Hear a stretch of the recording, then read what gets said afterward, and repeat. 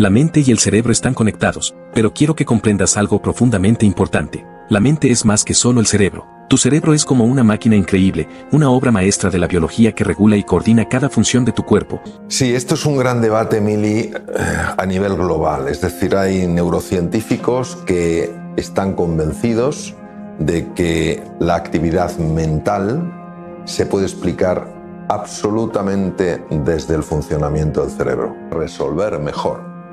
¿Cómo podemos resolver esta situación? Pues lo primero, por mi parte, con humildad. Es decir, mira, Mili, yo hasta ahora la verdad es que he creído que era el rey del mambo. Gracias nuevamente por ser parte de este video. Espero que hayan disfrutado de todo lo mencionado aquí. Si es así, te invito a suscribirte y visitar mi canal de YouTube, Doy Conocimiento. Hola amigos, bienvenidos a un nuevo video el día de hoy. Imagina por un momento que tienes en tus manos el control total de tu vida, no solo de tus acciones, no solo de las circunstancias externas que te rodean, sino de la fuerza más poderosa que posees, tu mente. La mente y el cerebro están conectados, pero quiero que comprendas algo profundamente importante. La mente es más que solo el cerebro. Tu cerebro es como una máquina increíble, una obra maestra de la biología que regula y coordina cada función de tu cuerpo, pero la mente es la esencia que le da sentido a todo. Es tu conciencia, tu capacidad de pensar, de sentir y de actuar. Es el motor detrás de cada decisión, cada emoción y cada resultado que has obtenido en tu vida. Y aquí está la clave, tu programación mental. A lo largo de tu vida, has sido programado por tus experiencias. Desde el día en que naciste, tu mente ha estado absorbiendo información, formando creencias, grabando patrones en lo profundo de tu ser. Cada experiencia, buena o mala, ha dejado su huella. ¿Y sabes qué? Algunas de esas huellas no te sirven. Algunas de esas experiencias, especialmente las negativas, han dado forma a creencias limitantes. Creencias que te dicen que no eres lo suficientemente bueno, que el mundo es un lugar peligroso, o que la felicidad y la salud no están a tu alcance. Esas creencias son basura mental, y es hora de sacarlas de tu sistema. Lo que te quiero decir es que, si alguna vez has sentido que no puedes cambiar tu vida, que estás atrapado en un ciclo de pensamientos negativos, esa es solo una ilusión creada por tu programación mental. Puedes resetear esa programación. Puedes literalmente reescribir el código que controla tu vida, y te voy a mostrar cómo hacerlo. Primero, necesitas tomar conciencia de tus pensamientos y emociones. Esos pensamientos que pasan desapercibidos, los que se repiten una y otra vez, son los que determinan tu destino. Pero aquí viene la magia, cuando te das cuenta de que estás pensando de manera negativa, cuando eres consciente de que estás atrapado en una emoción destructiva, tienes el poder de cambiarla. No de manera mágica ni instantánea, sino a través de técnicas simples pero poderosas como la meditación, la visualización y las afirmaciones positivas. Cuando meditas, accedes a un estado de calma en el que puedes observar tus pensamientos sin apego. Esto te permite identificar esas creencias limitantes que has estado arrastrando. Cuando visualizas, programas tu mente para enfocarse en lo que quieres en lugar de lo que temes. Y cuando afirmas lo positivo, comienzas a cambiar las huellas que esas experiencias negativas dejaron en ti. Estás reescribiendo el guión de tu vida. Todos tenemos el potencial para vivir vidas felices y saludables, pero debes estar dispuesto a hacer el trabajo. Debes estar dispuesto a retar esas creencias limitantes, a confrontar esos pensamientos que te detienen. Porque lo que está en juego es tu vida. Tu vida está esperando que la tomes por las riendas. Y la llave para hacerlo está en resetear tu programación mental. Y para entender mejor lo nombrado hasta el momento, vamos a escuchar a un gran profesional, Mario Alonso Puig, quien nos explicará con su vasto conocimiento todo lo referente a estos temas. Sin más preámbulos, comencemos. Sí, esto es un gran debate, Mili, a nivel global. Es decir, hay neurocientíficos que están convencidos de que la actividad mental se puede explicar absolutamente desde el funcionamiento del cerebro. En absoluto comparto este punto de vista. He estado también con neurocientíficos no de menor peso que dicen que la mente no se puede explicar solo a través del cerebro. Conocemos experiencias de personas que en una sesión donde el cuerpo era fundamentalmente el principal protagonista, de repente han tenido experiencias afectivas cuando ni siquiera estaban pensando, cuando ni siquiera estaban reflexionando. Sabemos, por ejemplo, que hay momentos de meditación profunda en los que verdaderamente el intelecto de alguna manera se apaga y sí empiezas a tener vivencias incluso de orden espiritual que trascienden lo material. Es decir, dicho de otra manera, hay una serie de neurocientíficos que consideran que la música sale de la radio y otros que consideran que la radio es el instrumento que es necesario para que puedas oír la música, pero la radio no es la que fabrica la música. Hay unas ondas que son las ondas que están viajando por el espacio, las ondas musicales de una cadena, la que sea, tú cuando sintonizas de una determinada manera parece que el sonido sale de la radio y efectivamente eso es lo que se aprecia, pero en su origen su origen no lo podemos encontrar en la radio, viene de otro lado. Entonces, ¿qué quiere decir? Que hoy en día cada vez hay más científicos que consideran que la consciencia sí necesita del cerebro para expresarse, pero no es el cerebro exclusivamente el que da lugar a la consciencia. Por ejemplo, una práctica ancestral, que es el yoga, donde realmente en principio tampoco estás pensando, son movimientos corporales, pueden producir vivencias muy profundas en las personas. Es decir, de alguna manera hemos idolatrado la cabeza y la estructura más importante, que es el encéfalo, como el gran protagonista de nuestra historia. Y efectivamente juega un papel muy importante en nuestra historia.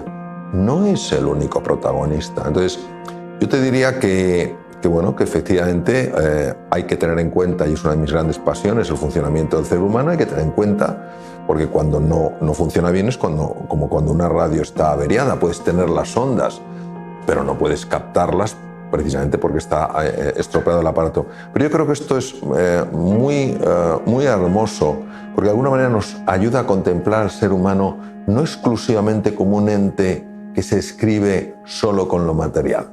Es decir, el amor que tú puedas sentir por tus seres más queridos, Mili, claro que produce cambios en núcleos cerebrales, claro que produce cambios hormonales, liberación de serotonina, de dopamina con tu ilusión de volver a verlos, de oxitocina porque es la hormona del encuentro. Pero tu amor por tus seres más queridos no se puede explicar exclusivamente con eso. En 1981 gana el Premio Nobel de Medicina un estudioso del comportamiento y de los procesos fisiológicos del cerebro, el profesor norteamericano Roger Sperry. Y él gana el premio Nobel por estudiar lo que se llama el cerebro dividido. ¿Qué es el cerebro dividido? El cerebro dividido es el resultado de intentar resolver una enfermedad tremendamente dañina para las personas, para las que no había en aquel momento cura. Es una enfermedad que se llama la epilepsia. Hay distintos grados de epilepsia. Hay focos epilépticos que a lo mejor pueden producir un movimiento de repente de una mano o otro tipo de fogonazos, etc. Pero hay veces en las cuales el foco epiléptico que se origina en un lado del cerebro cruza por un puente que se llama el cuerpo calloso, son millones y millones de conexiones entre los dos hemisferios, y cuando invade al otro cerebro, los dos cerebros de alguna manera entran en una especie de caos, se produce la consciencia, la pérdida de consciencia, la persona puede caer en una chimenea, puede caerse por un precipicio, lo que sea, y empieza a convulsionar. Y aparte tiene problemas a la hora de respirar. Entonces esto se llama un ataque epiléptico, un estatus epiléptico, ¿no? Entonces no había medicaciones. Hoy en día hay medicaciones, hay cirugías muy puntuales, muy precisas, muy localizadas con los mapas que elaboró el profesor canadiense Wilder Penfield, pero en aquella época no. Entonces, claro, los neurocirujanos empezaron a pensar que quizás si evitaran que pasara ese caos de un hemisferio al otro, por lo menos la persona tendría a lo mejor un movimiento del brazo, pero no tendría esa pérdida de consciencia con esa posibilidad de morir. Y claro, ¿cómo lo evitaban? Lo evitaban cortando el cuerpo calloso. Pero claro, cortar cerca de 800 millones de fibras es algo muy delicado. Y entonces empezaron con macacos, con monos. Empezaron a hacer secciones del cuerpo calloso y se quedaron sorprendidos porque vieron que realmente no había alteraciones en el comportamiento. Eso les llevó a tener un poquito más de audacia y decir, vamos a empezar a hacerlo con niños, porque es una enfermedad fundamentalmente que aparecía en niños. Pero claro, aún así, pasar del macaco a pasar a un ser humano es un salto enorme. Entonces empezaron a hacer secciones parciales del cuerpo calloso, no se atrevían a cortarlo del todo. ¿Qué ocurría? Que el foco epiléptico empezaba y tal, se encontraba con el puente, efectivamente veía la parte rota del puente, no podía cruzar, pero se colaba por la otra parte. Entonces se atrevieron a hacer las secciones completas del cuerpo calloso. Y no pasó nada. Los chicos se recuperaron, no tuvieron ningún déficit cognitivo, y efectivamente seguían teniendo su descarga epiléptica, pero ya no entraban en ese estatus epiléptico con pérdida de conciencia, convulsiones generalizadas, etc., ¿no? Entonces, se llegó a una conclusión absurda, pero al final uno se cree lo que se quiere creer, que el cuerpo calloso no servía para nada. Claro, esos niños se convirtieron en adultos. Y el profesor Roger Sperry se hizo una pregunta: ¿cómo es posible que seccionando algo que va pasando información de un lado a otro del cerebro no suceda nada? Entonces buscó a esos jóvenes, algunos ya adultos, que vivían en California, por eso se llama la serie de California, las operaciones se hicieron en California, e inventó una tecnología para asegurarse de que un lado del cerebro no recibía información del otro. Y tú dirías: Mario, no puedes recibir información del otro porque has cortado el cuerpo. Eso sí, pero los ojos pueden moverse y uno puede girar la cabeza y puede recoger una información que de otra manera no iría. Entonces evitaba que un lado del cerebro le mandara información al otro. Y entonces se hizo un descubrimiento tan abrumador que por eso ganó el Premio Nobel de Medicina. En realidad tenía que haberlo ganado con el profesor Michael Gazzaniga porque trabajaron en conjunto, pero bueno, al final se lo dieron solo a Sperry. ¿Y qué descubrió? Que hay dos mentes, no hay una. Hay la mente ligada al hemisferio izquierdo y la mente ligada al hemisferio derecho. Por ejemplo, una abotonaba los botones de la camisa y el otro las desabotonaba. Le preguntaba a uno por una serie de sistemas qué le gustaría en la vida, y decía uno decía una cosa y el otro y decía al otro. Entonces, a raíz de esto y de otros descubrimientos, se vio que dentro de nosotros hay dos mentes que muchas veces están en conflicto. ¿Qué ocurre? Que la que está ligada al hemisferio izquierdo es la dominante en nuestra cultura. La ciencia, la tecnología, la razón, la lógica, las reglas. Y la que está ligada al hemisferio derecho es la puerta al inconsciente. ¿Nuestra cultura qué hace? Nuestra cultura favorece todo lo que es el lenguaje, la matemática, la lógica, la razón, mientras que todo lo que es artístico, todo lo que es una dimensión más amplia, más sutil de la existencia, se olvida como si no existiera. ¿Qué ocurre? Que al final hay un enfrentamiento entre las dos mentes. Por eso a veces uno va a una empresa o a una reunión y dice: sobre todo no tengo que decir esto, y es justo lo que dices, es el hemisferio derecho que se cuela. Entonces, a raíz de esto decidí escribir mi libro más desafiante, que es Resetea tu mente, porque es un libro que lo que quiere es aclarar lo que nos pasa. Porque cuando una persona entiende lo que le pasa, lo puede gestionar. Si no lo entiende, ¿cómo lo va a gestionar? ¿Por qué elegimos a veces personas que no nos convienen en nuestra vida? ¿Por qué se elige a lo mejor una pareja, otra pareja que es la misma y siempre acaba? ¡Qué mala suerte tengo! No, es que no te das cuenta que las has ido eligiendo. Lo que el hemisferio derecho tiene es fundamentalmente dos tipos de capacidades y dos tipos de heridas. Las capacidades fundamentales que tiene son la capacidad de ver con amplitud y la creatividad. Y es como si fueras a un bosque, el hemisferio izquierdo vería cada árbol y te diría exactamente qué es cada árbol. Esto es una secuoya, esto es un pino, esto es un abeto. El hemisferio derecho tiene la capacidad de ver con amplitud, te diría: esto es un bosque. El hemisferio derecho ve las relaciones entre las cosas, el izquierdo no las ve, porque ve unidades independientes, no ve la conexión, es incapaz, como decía Steve Jobs, de connecting the dots, de conectar los puntos. Segunda gran capacidad del hemisferio derecho. La segunda gran capacidad del hemisferio derecho es la creatividad. La base de la creatividad es la imaginación. Sabemos que la imaginación depende fundamentalmente del hemisferio derecho. ¿Por qué lo sabemos? Por traumas que ha habido, traumatismos, por tumores, hemorragias, etcétera, que afectó al hemisferio derecho y entonces ha tenido un impacto en la capacidad de esa persona de imaginar. ¿Cuáles son las dos grandes traumas o heridas? Primero, todas aquellas heridas que han tenido que ver con el mundo de la conexión. Cuando uno no se ha sentido querido, cuando uno se ha sentido valorado, cuando uno se ha sentido apreciado, cuando uno se ha sentido apoyado, esa herida, para que no estemos constantemente reviviéndola, la mandamos al hemisferio derecho. ¿Qué más está ahí? Ahí está todo aquello de nosotros, en la parte más, digamos, más oscura, que no queremos reconocer. Nuestras sombras.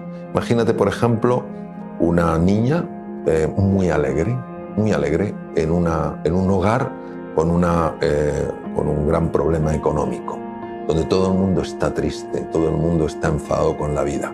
Pero esta niña encuentra motivos para sonreír, para estar alegre. Y un buen día el padre y la madre le dicen: no sé de qué, ¿por qué sonríes? No sé por qué estás tan agradable, por qué estás tan alegre. Somos unos desgraciados, ¿es que no lo ves? Entonces esa niña, para ser aceptada, lanza su alegría la oculta en el inconsciente. Y en ese momento se convertirá en una persona no solo muy seria y muy tensa, sino que no soportará ver a nadie alegre. ¡Qué barbaridad! ¿Qué humor tan excesivo, ¿no? Y es porque está rechazando fuera lo que no quiere reconocer dentro. Entonces, por eso, la gran hermosura del viaje del hemisferio izquierdo al hemisferio derecho es que van a emerger capacidades que las tenías, pero las tenías dormidas, tu capacidad de conectar cosas. Fíjate la importancia, Mili, que tiene eso, poder conectar cosas. Es la base muchas veces de un montón de invenciones y de descubrimientos. Tu capacidad, obviamente, de elaborar elementos creativos, es decir, de pensar, ver soluciones nuevas a problemas a lo mejor a los que no se encuentra solución, y la capacidad de abrazar ese niño, esa niña heridos, que necesitan el abrazo, no necesitan el castigo, no necesitan la culpa, no necesitan el dedo acusador, lo que necesitan es el abrazo. Esto es muy interesante porque todo eso en el camino al despertar hablo mucho, y también Resetea tu mente. Jung, el gran psiquiatra suizo, lo llamaba la sombra, y él decía: lo que se resiste persiste, lo que se abraza se transforma. Sperry hizo un ejercicio con hombres, en este caso, que de niños habían recibido la sección del cuerpo calloso, tenían el cerebro dividido, e hizo que el hemisferio derecho, solo hemisferio derecho, viera una serie de diapositivas con mujeres, digamos, poco vestidas, ¿vale? Y automáticamente la persona se sonrojó, porque el hemisferio derecho percibió algo emocionalmente intenso. Y entonces le preguntó Sperry: ¿se ha puesto esto un poco colorado? ¿Por qué? Y como tú tienes que explicar desde el hemisferio izquierdo, y el hemisferio izquierdo no tenía ni idea de lo que había visto, porque solo ha visto el hemisferio derecho, doctor Sperry, es que hace demasiado calor aquí. Eso se llama la confabulación.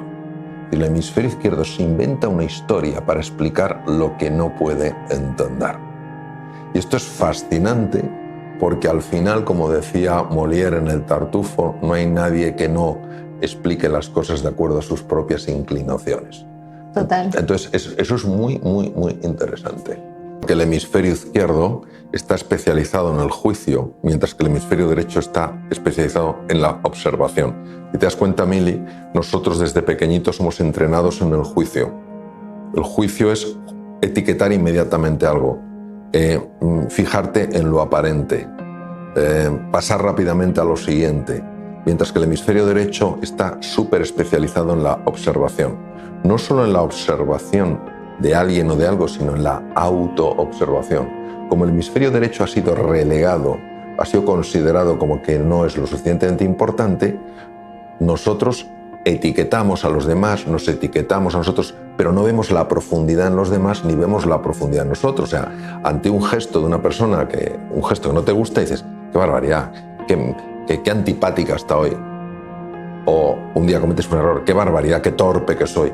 Ya has etiquetado, no has conocido, no has comprendido, porque eso le corresponde al hemisferio derecho, pero el hemisferio izquierdo no le deja entrar al hemisferio derecho. O sea, tú hay cosas que harás muchísimo mejor que yo, y algunas que yo a lo mejor hago mejor que tú.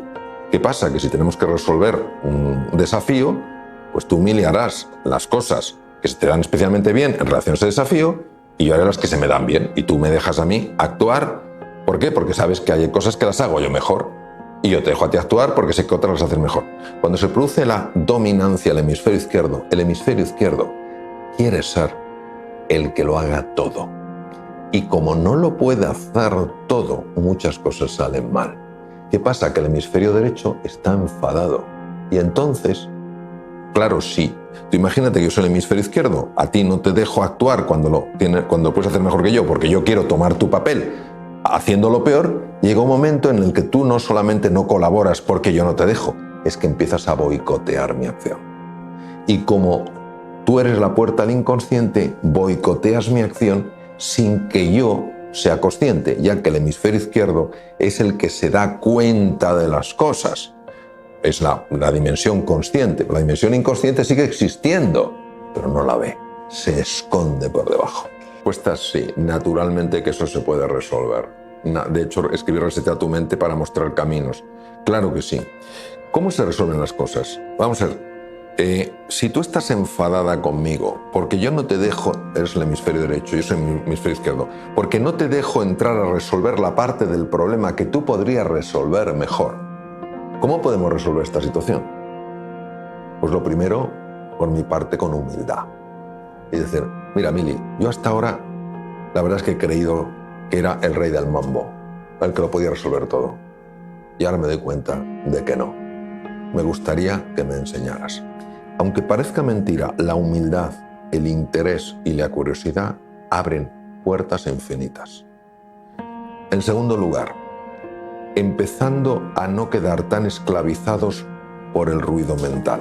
Por eso, las prácticas meditativas, las prácticas de silencio y las prácticas de mindfulness se han visto que ayudan a la conexión entre los dos hemisferios. ¿Qué más ayuda, por ejemplo, a la conexión de los dos hemisferios? Que tú empieces a hacer cosas desde tu hemisferio izquierdo que indican que valoras el hemisferio derecho. Si yo empiezo a tener gestos y digo, perdón, esto no soy yo el que mejor lo hago, lo hace mejor Mili, entonces María empieza a contar conmigo. ¿Qué cosas son esas? Todo lo que son los paseos en la naturaleza, todo lo que es el interés por la faceta artística, la poesía, la pintura, la escultura, la danza, todo eso tiene un impacto en el hemisferio derecho. Parece mentira que solo veamos en las artes, que solo veamos algo decorativo o algo bello y no veamos la profunda implicación que tiene en una vida saludable y en una vida sana. Yo muchas veces, cuando ha habido cosas que no he podido resolver con la razón, me he ido a un museo, me he quedado delante de una obra de pintura o una escultura y he tenido intuiciones muy profundas, o me he dado un paseo por la naturaleza, o me he puesto a dibujar y de repente me ha salido. Pero eso lo hacemos con poca frecuencia por la dominancia del hemisferio izquierdo, ¿no? Nuestra cultura favorece todo lo que es utilitario. ¿Y esto para qué sirve? Y en el fondo es un poco contrasentido, porque estamos diciendo que lo que queremos es ser felices y lo que buscamos es tener cosas. Entonces, no es que tener cosas esté mal, pero tener cosas no te va a llevar necesariamente a ser feliz.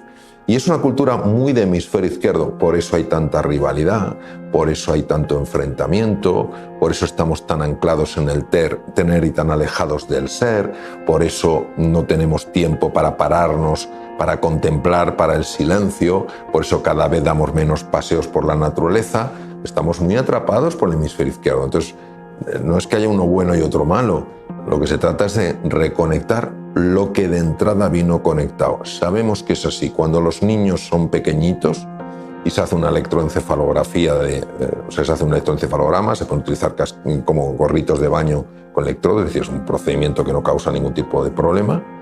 La conexión entre los hemisferios es brutal. Es el proceso de condicionamiento cultural lo que hace que el hemisferio izquierdo se convierta en el dominante. Mira, hace años, sin ninguna duda, hace bastantes años, las tribus nativas de los distintos lugares eran capaces de tener una conexión con la naturaleza absolutamente sorprendente. Hace poco estuve ayer en un programa de televisión con una médico. Su marido es un gran antropólogo, muy reconocido en América Latina, y estuvieron en la selva del Perú. Y entonces una mujer, una vez que estaba ahí, se le dobló el tobillo y tuvo un esguince importante, se llama un esguince tipo 2-3, ¿no? El 4 es cuando se ha roto el tendón, pero 2-3, o sea, muy importante, se le hincha no sé cuántos el tobillo. Entonces ella buscó lo que había por ahí para hacerle una inmovilización. Y fue el chamán que había por ahí, mezcló una serie de cosas, le quitó toda especie de vendaje que había hecho mi amiga, que mi amiga decía, me está destrozando el vendaje que he hecho con lo difícil que me ha sido. Le puso eso, dijo unas cuantas cosas, no hay ningún producto hoy en día que tenga ese efecto, que conozcamos, y la señora se recuperó inmediatamente y estuvo por la noche bailando. Es decir, hay una conexión con la naturaleza que hemos perdido. Entonces vemos la naturaleza y digo, a ver, ¿qué saco yo de este árbol? pero hemos perdido esa conexión en el mundo civilizado. Esa conexión es la propia del hemisferio derecho. Lo mismo que la espiritualidad. La espiritualidad bien entendida es una conexión con el misterio, y eso no viene del utilitarismo. Eso viene de un hemisferio derecho que es capaz de captar realidades mucho más hondas que las que captan nuestros sentidos. Yo soy una persona con un gran amor por la ciencia y por la tecnología y una gran inclinación por el mundo racional. Entonces, por ejemplo, yo aprendí meditación hace más de 30 años con el pionero en el mundo.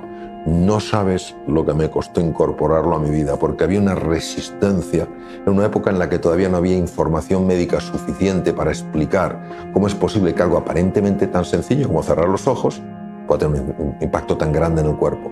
Entonces, yo fui abriéndome a medida que la investigación fue mostrando cómo esa quietud mental tenía un impacto. Y por eso entiendo muy bien a las personas que se resisten a esto. ¿Qué ocurre? Que yo tengo ya afortunadamente bastante menos, una gran dominancia del hemisferio izquierdo. Todo tenía que pasar por la razón. Sin embargo, fíjate lo que te digo, yo hablo mucho a médicos, lo he hecho en distintos sitios, y siempre he encontrado un recibimiento extraordinario, porque hay algo dentro de nosotros que reconoce que eso es verdad.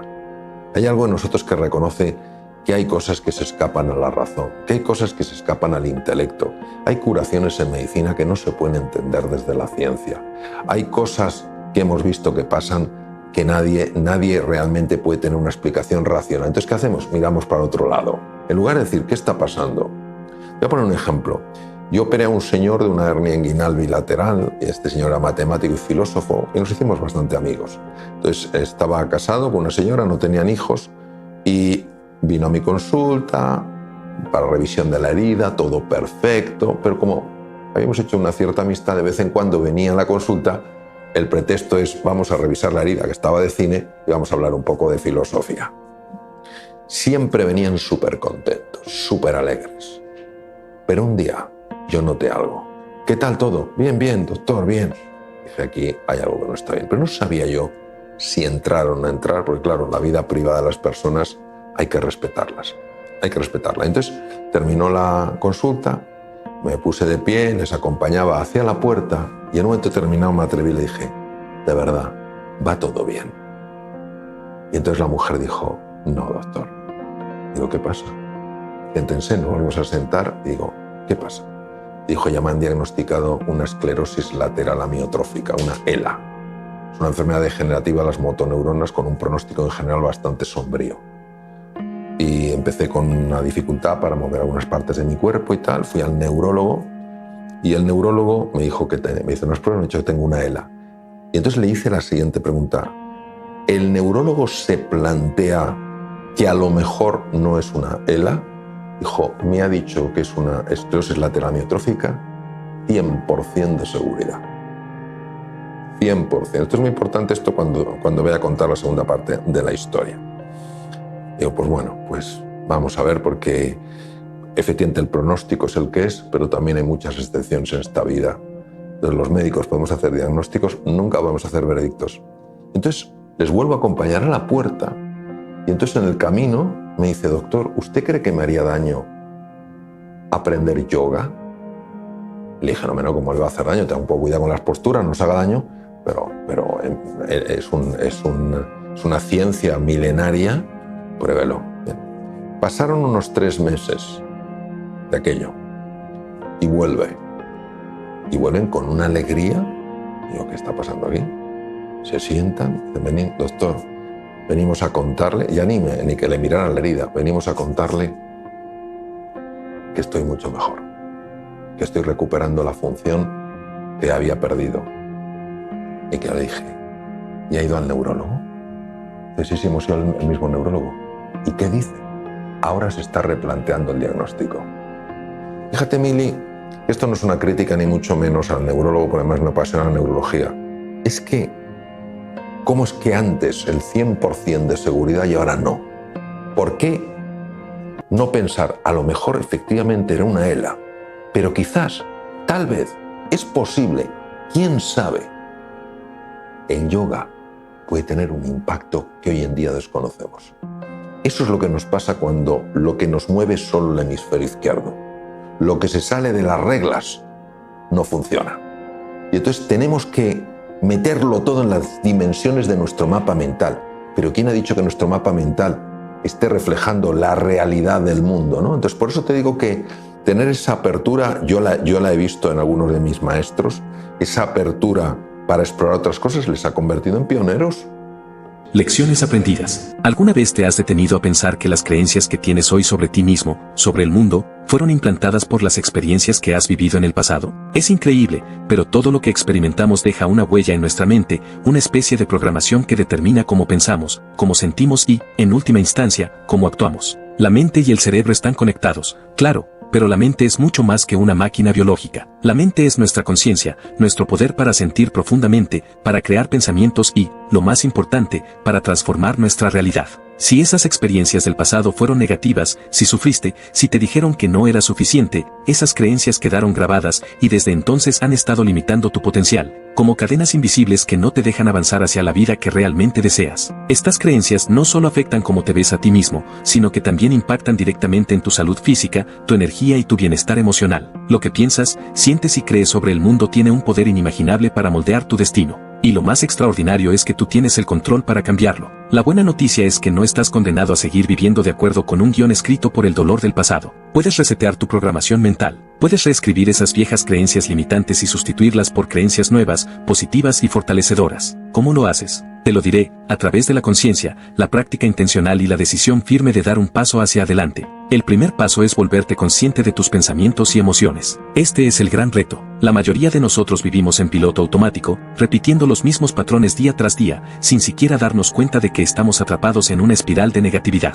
¿Sabes cómo cambias eso? Detente, haz una pausa, empieza a observarte. Cada vez que un pensamiento negativo cruza por tu mente, cuestiónalo. No aceptes esa voz crítica que te dice que no puedes, que no mereces. En lugar de eso, elige cambiarlo. Así es, tú tienes el poder de elegir. Si no eres consciente de tus pensamientos, nunca tendrás el control de tu vida. Una vez que eres consciente de esos pensamientos limitantes, el siguiente paso es reemplazarlos. ¿Cómo? A través de herramientas poderosas como la meditación, la visualización y las afirmaciones positivas. La meditación te permite desconectar del ruido externo, sintonizar con tu ser interior y reconectar con la verdadera esencia de quién eres. Cuando meditas, te das el espacio para calmar la mente y en ese silencio, empiezas a reprogramar tu cerebro. No estamos hablando de magia, estamos hablando de neuroplasticidad, la capacidad del cerebro para cambiar y adaptarse. La visualización, por su parte, es una herramienta increíblemente poderosa. Cuando cierras los ojos y te ves a ti mismo viviendo la vida que deseas, cuando te ves fuerte, sano, vibrante y feliz, estás enviando una señal clara a tu mente de lo que quieres crear. El cerebro no distingue entre lo que es real y lo que imaginas con intensidad. Al visualizar el éxito, la abundancia y la felicidad, estás entrenando tu mente para buscar oportunidades que te acerquen a ese futuro deseado. Y luego están las afirmaciones positivas. Las palabras tienen un poder inmenso. Cuando te dices a ti mismo, soy capaz, merezco lo mejor, mi salud mejora cada día, no solo estás diciendo palabras vacías. Estás plantando semillas en tu mente subconsciente, semillas que crecerán y darán frutos si las nutres con consistencia. El trabajo no es fácil, pero es simple. La clave está en la repetición y la constancia. Todos tenemos el potencial para vivir vidas felices y saludables, pero necesitamos estar dispuestos a hacer el trabajo, a tomar el control de nuestra programación mental y reescribir la historia que nos contamos. No se trata solo de cambiar cómo piensas, se trata de transformar quién eres. En otras palabras, el pasado no define tu futuro, a menos que tú lo permitas. Hoy puedes elegir resetear tu mente, cambiar esas creencias limitantes por creencias que te impulsen, que te eleven. Tú tienes el poder, aquí y ahora, de diseñar la vida que siempre has querido. El viaje comienza con una decisión, y esa decisión está en tus manos. Llamada a la acción. Gracias nuevamente por ser parte de este video. Espero que hayan disfrutado de todo lo mencionado aquí. Si es así, te invito a suscribirte y visitar mi canal de YouTube, Doy Conocimiento. En este punto, es fundamental recordarte que en este canal obtendrás recursos y herramientas que te ayudarán a ampliar tus conocimientos. Por otra parte, si te ha gustado este video, compártelo con tus amigos y familiares. Y si quieres saber más sobre este y muchos temas de crecimiento personal o relacionados al ámbito de vida en general, ya sabes, suscríbete a mi canal. Igualmente, puedes dejar un comentario o enviarme un mensaje si tienes alguna pregunta o sugerencia. Los invito a seguir aprendiendo conmigo en futuros videos. Les deseo mucho éxito y bienestar en sus vidas. Y así concluye nuestro episodio de hoy. No siendo más, me despido, que tengan un bonito día, hasta pronto.